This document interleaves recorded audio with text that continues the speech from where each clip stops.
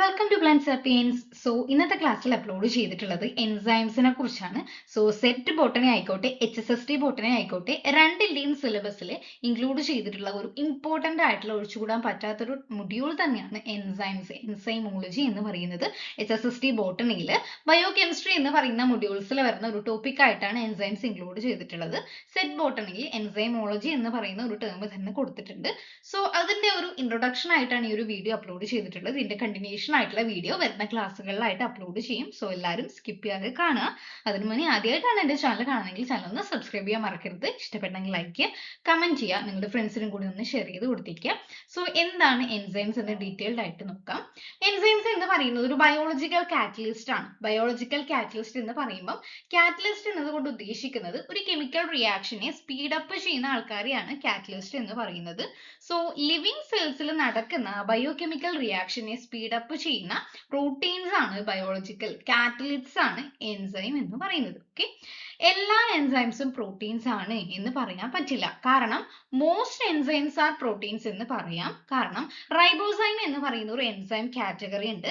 അത് എന്ന് പറയുന്ന ഒരു പ്രോട്ടീൻ എൻസൈം അല്ല, മറിച്ചൊരു RNA എൻസൈം ആണ്. അതുകൊണ്ട് തന്നെ എല്ലാ എൻസൈംസും പ്രോട്ടീൻസ് ആണ് എന്ന് പറയാൻ പറ്റില്ല. അതിലൊരു എക്സെപ്ഷണൽ കേസ് ആണ് റൈബോസൈം എന്ന് പറയുന്നത്. ഓക്കെ, നമുക്ക് അതിന്റെ കെമിക്കൽ നേച്ചർ നോക്കാം. അപ്പം എൻസൈം എന്ന് പറയുമ്പോൾ പ്രോട്ടീനിന്റെ അതേ സ്ട്രക്ചർ ആണ് കേട്ടോ.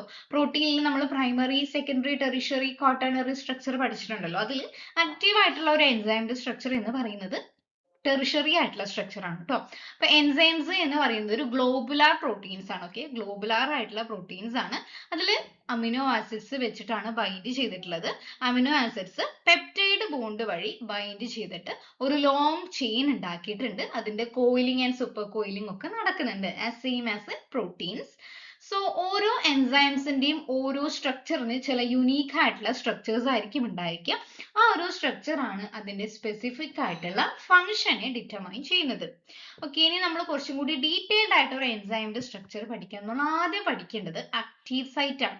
ഒരു എൻസൈമിന് ആക്റ്റീവ് ആകണമെങ്കിൽ അതിനൊരു ആക്റ്റീവ് സൈറ്റ് ആവശ്യമാണ്. ഇപ്പൊ നമ്മൾ എൻസൈം കൈനറ്റിക്സ് ഒക്കെ ലോവർ ക്ലാസ്സുകളിൽ പഠിച്ചിട്ടുണ്ടാവും. അതായത് എൻസൈംസിന് ആക്ടിവിറ്റി കിട്ടണമെങ്കിൽ ഒരു സബ്സ്ട്രേറ്റ് വന്നിട്ട് എൻസൈമിൽ ബൈൻഡ് ചെയ്യണം അല്ലെ.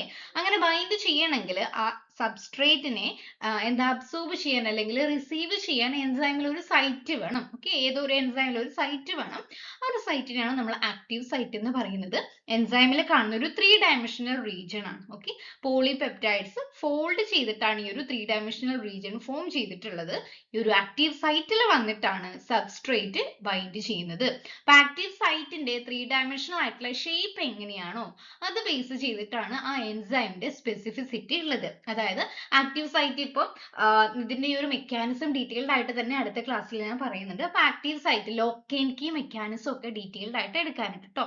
അപ്പൊ ആക്റ്റീവ് സൈറ്റിന്റെ ഷേപ്പ് എങ്ങനെയാണോ അതിന് കോംപ്ലിമെന്ററി ആയിട്ടുള്ള ഷേപ്പുള്ള സബ്സ്ട്രേറ്റ് ആയിരിക്കും വന്ന് ബൈൻഡ് ചെയ്യേണ്ടത്. അല്ലാത്ത ആൾക്കാർ വന്ന് ബൈൻഡ് ചെയ്താൽ അവിടെ ബൈൻഡിങ് നടക്കില്ല, പ്രോസസ്സും നടക്കില്ല. അപ്പൊ അതാണ് ചുരുക്കി പറഞ്ഞാൽ ഈ ഒരു ആക്റ്റീവ് സൈറ്റിന്റെ പ്രത്യേകത എന്ന് പറയുന്നത്. ഇനി ഈ ഒരു എൻസൈംസിന്റെ കുറച്ച് പാർട്സ് ആണ്. ഒന്ന് ആക്റ്റീവ് സൈറ്റ് പറഞ്ഞു, രണ്ടാമത്തേതാണ് അപ്പോ എൻസൈം എന്ന് പറയുന്നത്. ഇത് ഇമ്പോർട്ടന്റ് ആയിട്ടുള്ള ടേംസ് ആണ്, പഠിച്ചു വെക്കണം. അതായത് എൻസൈമിന്റെ പ്രോട്ടീൻ പാർട്ടാണ് അപ്പോ എൻസൈം എന്ന് പറയുന്നത്.